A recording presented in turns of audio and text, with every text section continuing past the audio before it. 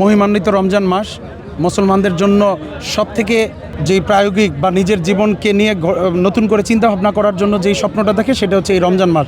এবং এই রমজান মাসে আল্লাহ তাআলা আমাদের বিগত সময়ের যত আমরা বিভিন্ন ধরনের ভুল পথে পরিচালিত হয় সেখান থেকে শুধরানোর জন্য আল্লাহর কাছে নিজেরা ক্ষমা চাই।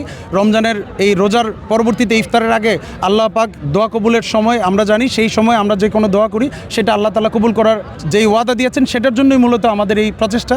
রমজান মাসটাকে আমাদের সামনে রেখে বিশেষ করে জিয়া পরিবার যারা কিনা বাংলাদেশের সেই প্রতিষ্ঠা লগ্ন থেকে বাংলাদেশের ভ্যানগার্ড হিসেবে ছিল, সেই মহান মুক্তিযুদ্ধের ঘোষক শহীদ প্রেসিডেন্ট জিয়াউর রহমান প্রথমত বাংলাদেশের যেই দুঃসময়ে হাল ধরেছিল তারই ধারাবাহিকতায় পরবর্তীতে কিন্তু বেগম খালেদা জিয়া, যিনি কিনা আমাদের এই বাংলাদেশটাকে নিজের হাতে আলাদা করে তৈরি করেছিল এবং স্বৈরাচার বিরোধী আন্দোলনের সামনে থেকে নেতৃত্ব দিয়েছিল, তারই ধারাবাহিকতায় আমাদের যে সাংগঠনিক অভিভাবক, ছাত্রদলের অভিভাবক, বর্তমান বাংলাদেশের নির্বাচিত প্রধানমন্ত্রী, গণমানুষের প্রধানমন্ত্রী জনাব তারেক রহমান যেই দায়িত্বভার গ্রহণ করেছেন, আপনারা জানেন ভঙ্গুর একটি রাষ্ট্র কাঠামো নিয়ে কিন্তু উনি এই দায়িত্বভার গ্রহণ করেছেন। আমরা এই ইফতারের দোয়া মাহফিলের মাধ্যমে এই প্রচেষ্টাই থাকবে।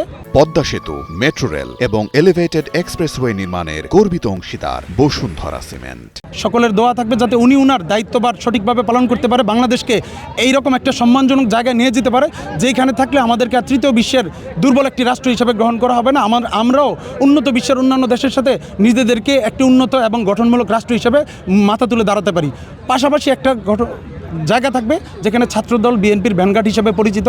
আমরা চাচ্ছি ছাত্রদলটাকে যে তারেক রহমানের যে আকাঙ্ক্ষা, বিশেষ করে মরহুমা বেগম খালেদা জিয়ারও যে আকাঙ্ক্ষা ছিল, কোয়ালিটিটাকে প্রায়োরিটি দিয়ে আমরা বুদ্ধিভিত্তিক চর্চার মাধ্যমে ছাত্রদলকে ঢেলে সাজাতে চাই। আমাদের যেই সহকর্মীরা আজকে এই ইফতার মাহফিলে আমাদের সাথে উপস্থিত হয়েছেন, সকলের প্রতি এই প্রত্যাশা এবং সেই দাবিটাই ছিল এবং চাওয়া যে আমরা বুদ্ধিভিত্তিক চর্চা করব, পড়ার টেবিলে যেমন সামনের সারিতে থাকবো, আমরা ব্যাকবেঞ্চার হব না, আমরা টপার হিসেবেই থাকবো। পাশাপাশি বাংলাদেশের যে কোনো ক্রান্তি লগ্নে দুঃসময় আমরা রাজপথেও সেই ফ্রন্টলাইনের হিসেবে থাকতে চাই। সেই প্রত্যাশায় মূলত আজকের এই ইফতারের আয়োজন।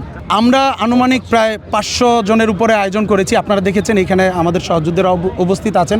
পাশাপাশি এই জিয়া উদ্যানটা করার উদ্দেশ্য হচ্ছে আমাদের বিএনপির যেই অভিভাবক ছিল, সেই স্বাধীনতার ঘোষক শহীদ প্রেসিডেন্ট জিয়াউর রহমান এবং বাংলাদেশের অবিসংবাদিত নেত্রী এবং বাংলাদেশের সাবেক প্রধানমন্ত্রী মরহুমা বেগম খালেদা জিয়া দুইজনই কিন্তু এই জিয়া উদ্যানে এই পাশেই ওনাদের কবর, ওনারা শায়িত আছেন।